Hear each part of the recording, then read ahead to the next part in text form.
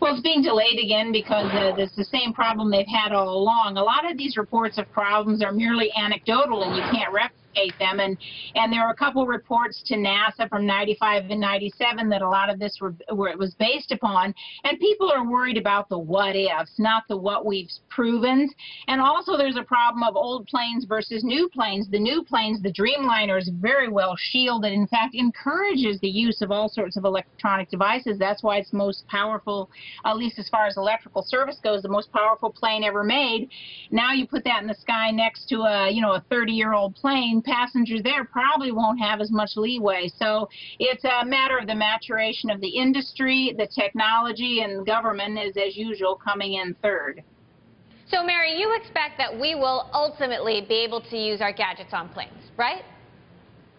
Because there's no evidence that yes, we will be has caused any such mishaps, and a lot of the studies are based on reports from the 90s when cell phone batteries were the size of 2 large bricks and heavier. So, explain the difference between e-readers and cell phones. Is it just e-readers that we're going to be able to use and our iPads? What about our cell phones? Right.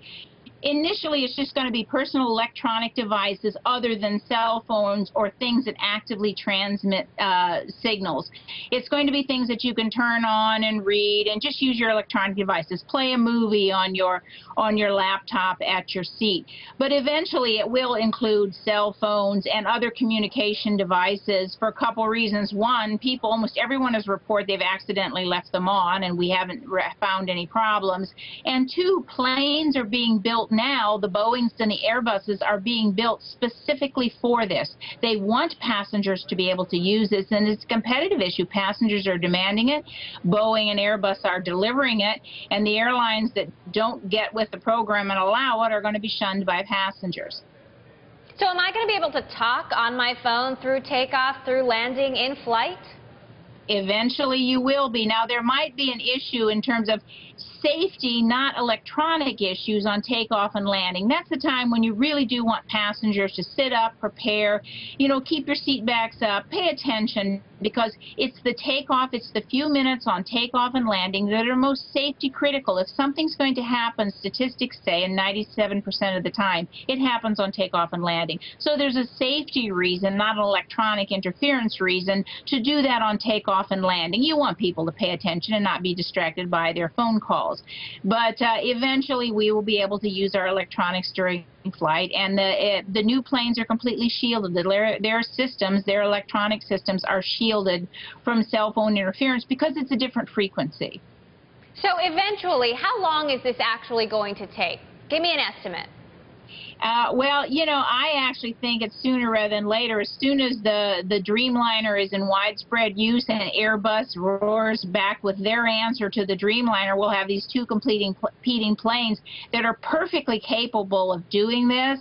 I would think it's going to be a matter of a year or two, because already some European carriers are allowing it, and our U.S. carriers are going to want to compete on international routes and going to want to deliver the same services to them. So it's a competitive issue, and I'm going to guess in a year or two we're going to be able to use them.